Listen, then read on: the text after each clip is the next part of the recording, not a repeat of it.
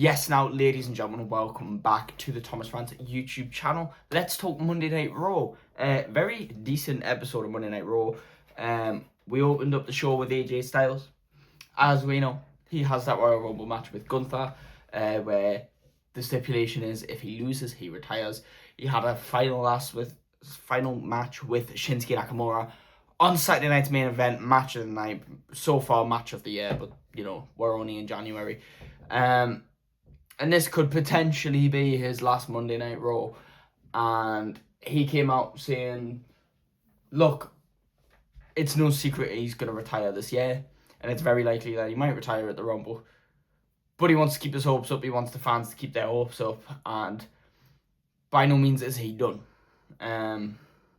He plans on beating Gunther. He still plans on having a bunch of matches with a bunch of people. And he plans on winning the world title one more time. Well, this is when CM Punk made his way out here, obviously the World Heavyweight Champion, last week defending against Finn Balor, and he said, look, they had this long, dragged out, long awkward segment of eventually them reaching the verdict that they are going to have a match tonight for the World Heavyweight title. And there was a lot of, you need to beat Gunther if you want to fight me again, I know, so there's a chance I might not fight you again, and then CM Punk saying, well, AJ Styles and CM Punk both saying, let's have a match tonight. And then CM Punk saying, well, let's have it for the title. Yes, please. Now, obviously, I knew CM Punk was probably going to retain, but I wouldn't have minded AJ Styles winning that title. Imagine AJ beating CM Punk for the title, taking it to Royal Rumble, beating Gunther, and then he's just got the big gold. And to be honest, if this is AJ's last year, I am not against the idea of him winning a world title, particularly the World Heavyweight title one, because why not? You know, that he's never held that one. Let's put it on him, you know? So we learned that was going to be our main event, and later on throughout the night, we had CM Punk run into Finn Balor. Finn was like, look, you raised my hand, you gave me my props last week, I never give you yours, he has yours. And then that's when CM Punk decided to give him a bit of advice. He said, look, there's not many of us left. AJ's retiring, Cena's retired, people like me and you who are OGs, been around for a long time, there's not many of us left. If you want my advice, ditch the Judgment Day, win that Royal Rumble, get yourself a shot at the World Heavyweight title or a world title, and get on top where you deserve to be. We later on then seen Finn run into Liv, who had heard this went down. And obviously Finn and Liv have always butted heads. But she was the one who 2 weeks ago was like, step your game up. And then he went out there and challenged CM Punk and nearly won the World Heavyweight title. And she called him out and said, don't let him manipulate you. We are family. Don't even consider that. And Finn just kind of shrugged her off and said, look, this is harder than you think. Lo and behold, we get to the main event. CM Punk, AJ Styles, and banger of a match, of course. It wasn't an AJ Shinsuke, but both men are past their prime, undoubtedly. And then here comes Finn Balor to interrupt and end the match via disqualification. I'm not too mad at that, because if AJ wasn't going to win the title, I don't think I could have stomached CM Punk beating AJ Styles. So Finn Balor interrupting the match. He technically took CM Punk's advice and started just getting shit done. Started not waiting for the opportunity, but making the opportunity and taking full advantage of everything. And he went right after the World Heavyweight Champion. Yes, it's kind of going against Punk, because Punk was trying to give him helpful advice, and now he's attacked Punk, but I respect it. And this just means Finn Balor's going to be in that title picture again. And this means, should AJ Styles beat Gunther at Royal Rumble, maybe there's a potential for Finn Balor, AJ Styles somewhere in the near future, which absolutely needs to happen before AJ retires. 1000%. So, yeah, that's pretty cool. And speaking of Gunther, he sat down with Michael Cole. Michael Cole's like, why would you do this? Why would you want AJ to retire? And Gunther actually made a pretty decent point. He said, how many of these legends have had so many moments? I, as a current active wrestler who's on top, don't think they deserve it. Goldberg tried to have a good moment in one last match. Gunther decided to take that moment away from him by beating him. John Cena had a whole year of moments on a retirement tour. Gunther decided to take that last moment away from him by making him tap on his very last dance. And he says it's the same with AJ. How good would it be that he could take that moment? Because the guy's had so many moments in New Japan, Ring of Honor, TNA, and now WWE. Why shouldn't Gunther, the current talent, take that opportunity away? He raises a very good point. And he said he could He could kick Michael Cole right now and retire him, but he wants him to sit there and watch him call that match when he retires AJ Styles. Drives a good point, to be honest, and I back Gunther retiring everyone. I don't think he should retire AJ Styles yet. I think he should be the one to retire AJ Styles. He should be the one to retire CM Punk, to retire Rey Mysterio. Not only because he's probably the best wrestler in every way possible in the company, but also he's got a bit of a gimmick going now, and I think it makes sense, so why not keep it going? As for the women's world title division, the top of the women's division, as we know, Saturday night's main event, Rio defended the women's tag titles against Judgment Day. Raquel Rodriguez got involved, which led to Stephanie Vaquer getting involved. So, with no build-up whatsoever, the first match of the night, we just ran a 6-woman tag. All 3 female members of the Judgment Day against Rio and Stephanie Vaquer. And Stephanie came out first before Rhea and Io, which WWE have been doing. The world champions are coming out first. The A-sides are coming out first to get the pop. I think that's so stupid. The champions should always come out last. Always, always, always. Why are we changing that? But it is what it is. Decent match to open up the show. You can imagine who got the win. All the babyfaces got the win. Judgment Day have got no momentum. They didn't win the tag team titles, which is to be expected, but they should have at least won the 6-woman tag, I think. I'm not going to complain, because who doesn't like Rhea and Io? And obviously I love Stephanie Vaquer, so I ain't going to complain. And then Stephanie and Raquel continued fighting throughout the night backstage and all that. Stephanie came to Adam Pearce saying, let's redo this match, me and Raquel, for the women's world title. If you ask me, they should do it in Saudi. Yes, they've already got a women's and men's Royal Rumble, as well as Drew McIntyre and Sami Zayn for the title, and Gunther AJ, but there's no women's match on there, and we don't just want 4 matches on a PLE card. I know the Royal Rumbles are long, right, but put it at the Rumble. Instead, it's next week on Monday Night Raw. Whatever. In a Philadelphia street fight, just because we're in Philadelphia and they decide, you know what, it's for the women's world title, let's put some stakes on it. Well, if that's the case, if it's for the women's world title, and it's got some stakes, it's got a stipulation, make it the main event. I bet you they won't. I bet you it'll be in the middle of the card, and the main event will be some match with, like, Jey Uso in, you know. And speaking of Jey Uso, tag team champion, yet again, came out without Jimmy Uso. No Jimmy Uso, just Jey by himself, soloing the tag team titles. Why?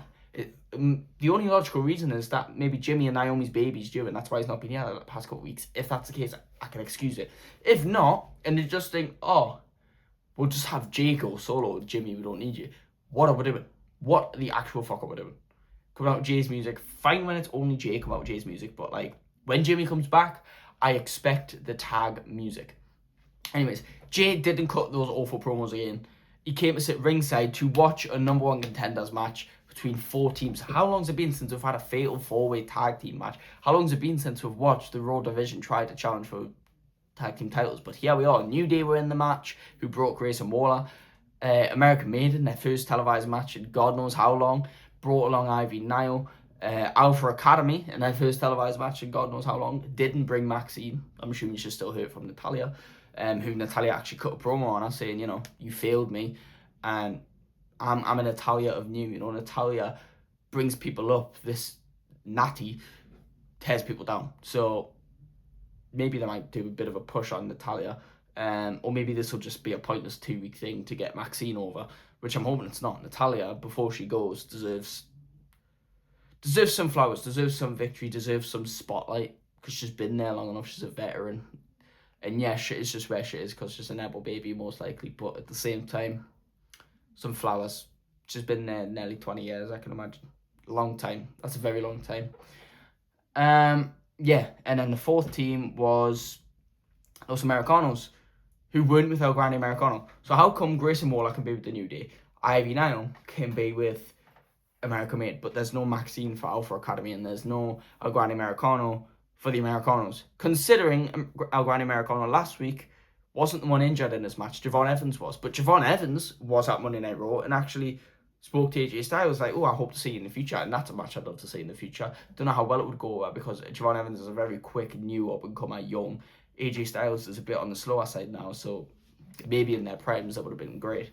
But yeah, didn't make any sense. Didn't know who was going to win because I felt like New Day are like levels above all those other tag teams. and they would have made the most sense. But we've seen that match already, literally like weeks ago, was the Usos and New Day. And who actually got the win was Alpha Academy. And I'm not going to complain because they were absolutely the MVPs of that match. Like, Otis got the biggest pop out of anyone, and Akira Tozawa was doing a lot of the in-ring work, so fair enough. It's nice to see them get treated seriously. Obviously, they're still comedic and all that, and they're probably not going to win those tag team titles. But it's nice to see some activity going on in that division, you know?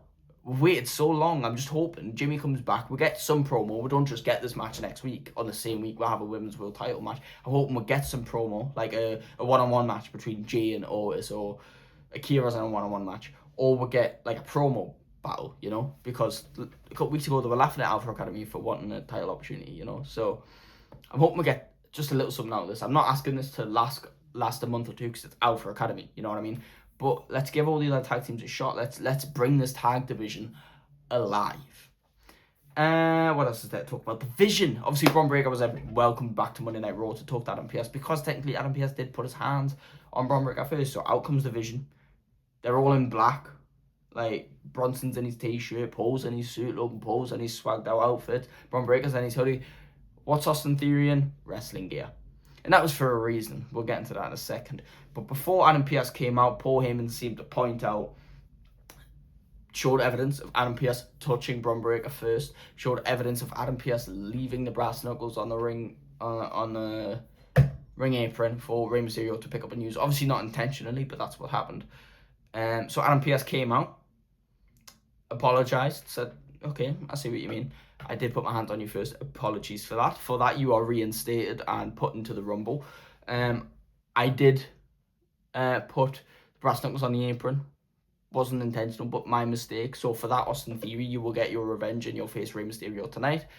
And then for some reason, like, you know, Paul Heyman went to shake his hand on that, and then went, you're a very smart man, Paul, but I won't fall for it. And then put Bronson, Logan, and Austin Theory all in the Rumble. And for some reason, this was a problem. I'm not too sure why. The only reason I can fathom is that maybe Paul Heyman wanted Braun only in the Rumble, so Braun could win without having to sabotage Bronson, Logan, and Austin, because he doesn't want them all in there, because that means some of them have to lose.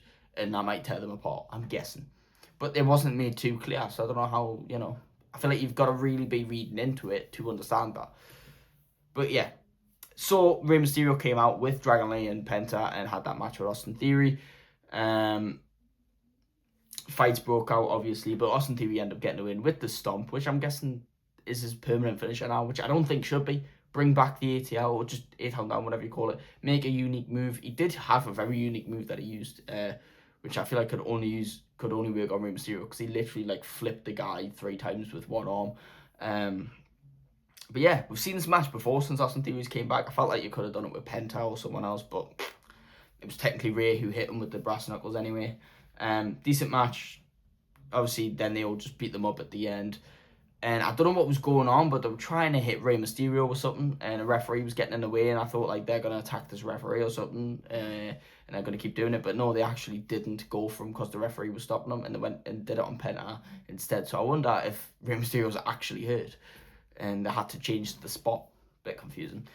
We saw them backstage later on anyway, with them all rationalising what's going to happen in the Rumble, and Logan Paul did all the talking, which I'm surprised, but here we are. And he said they should all work together, get everyone out there, and then all agree that Bron Breakker should win the Rumble. I don't think it'll go that way, but at the same time, I kind of just want them to get eliminated by other people. Obviously none of them are going to win that Rumble, but I don't want like a whole breakup. I don't want a whole like division between the group. I think they're fine as a group, and I think when they start having individual success, they should just go their separate ways. I don't think we need a divide in this group, to be honest. Not every group needs to break up, because the Judgment Day, it's coming. Judgment Day is coming for the Judgment Day. It's just fact. Still no sign of Dominic Mysterio. Still not saying anything. You know, if a guy is injured, especially for over a month, you have to say something, relinquish the title or do something. Nothing. WWE are just completely covering it up. So when Dom comes back, like, oh, it doesn't matter now because Dom's back. Not how it works, you know. And I know they're saving for a Dom-Finn match because Finn's going to try and go after that world title. It's not going to work. Him and the Judgment Day are going to fall out. He's going to challenge Dom at Mania, and then Finn's going to bring back the Demon, and he's going to win that Intercontinental title at WrestleMania. I'm sorry if I've ruined it for you, but I just see that happening. And I don't mind that I've made that very predictable, because I'm still all for it, absolutely. Becky Lynch didn't really do anything. She had a bit of a backstage interview, declared herself for the Rumble, and then had a bit of a run-in with Asuka and Kyrie, blamed them for losing War Games, even though she tapped out.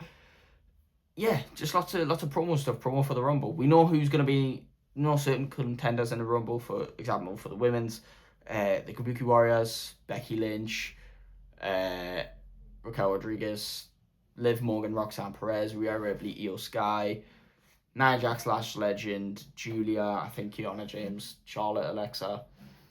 I think the winner might be Io or Liv, but I'll save it for my Rumble predictions. And as for the men, we know Roman's going to be in it. We know Javon's going to be in it. We know Cody, Jacob are going to be in it.